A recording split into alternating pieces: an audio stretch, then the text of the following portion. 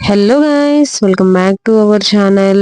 ఈ రోజు మన వీడియోలో ఈ దీపావళికి మా గార్డెన్ లో ఉన్న ఫ్లవర్స్ తో ఎలా డెకరేషన్ చేసుకున్నామో ఈ వీడియోలో అయితే మీకు చూపిస్తాను.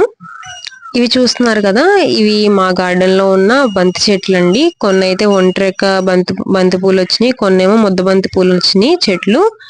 వీటిని అన్నిటిని కూడా కోస్తున్నాను. రెండింటిని కూడా యూజ్ చేసి మనం డెకరేషన్ అయితే చేసుకోవచ్చు. ముందుగా ఈ ఫ్లవర్స్ అన్నిటిని నేను కోసేసి పక్కన పెట్టుకుంటున్నాను.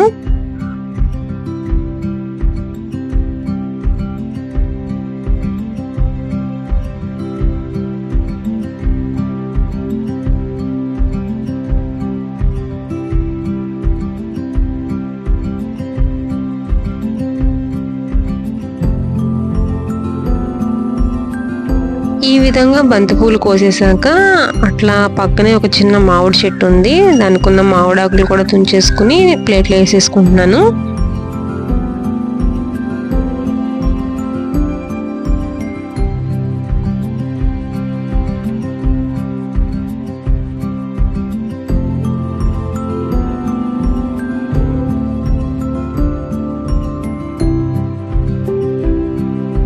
దాని తర్వాత మందార పూలు అయితే కోస్తున్నాను. తెల్ల మందారం, ఎర్ర మందారం.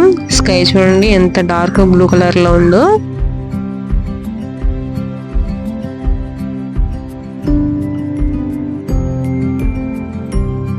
ఈ విధంగా ఫ్లవర్స్ అన్ని కూడా తెచ్చేసుకుని ఒక దగ్గర పోసేసుకుని ఏ ఫ్లవర్స్ కి వాటిని విడివిడిగా అయితే సపరేట్ చేసి పెట్టుకుంటున్నాను.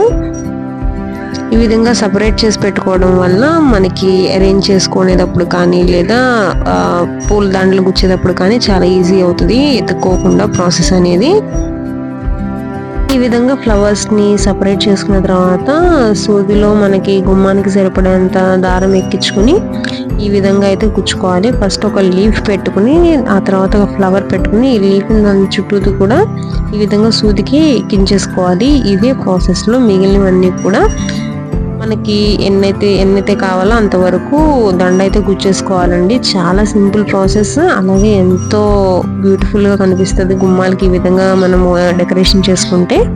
నేనైతే ఫస్ట్ టైం ట్రై చేస్తున్నానండి ఈ విధంగా ఫ్లవర్స్ ని గుచ్చటము. మీరు కూడా చూడండి ఫైనల్ అవుట్పుట్ ఎలా వస్తుందో. నాకు కూడా తెలీదు.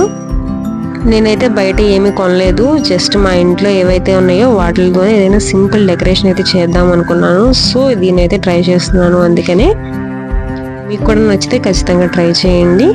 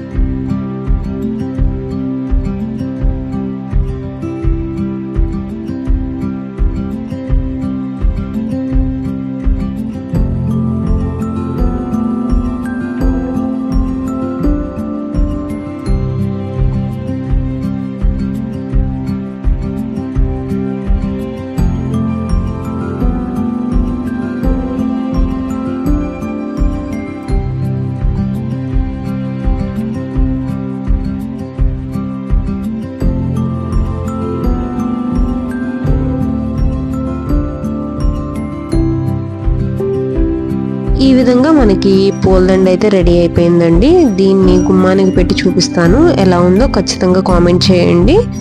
నేనైతే ఫస్ట్ టైం ట్రై చేస్తున్నాను. ఇంకా కొన్ని మామిడాకులు ఉంటే ఇంకా బాగా వచ్చేదండి ఈ పూలదండ అయితే. బట్ సమ్హౌ బాగానే ఉంది గుమ్మానికైతే.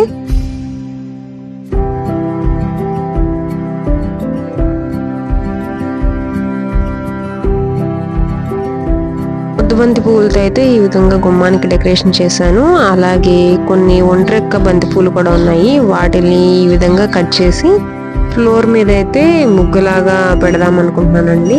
ఈ ఒంటరిక బంతిపూల్లో కూడా 2 కలర్స్ ఉన్నాయి. ఒకటి ఇక్కడ మీకు కొంచెం కనిపిస్తున్న ఎల్లో కలర్, ఇంకోటి ఏంటంటే కొంచెం ఆరెంజ్ కలర్లో ఉన్నాయి కదా, అవి ఉన్నాయి.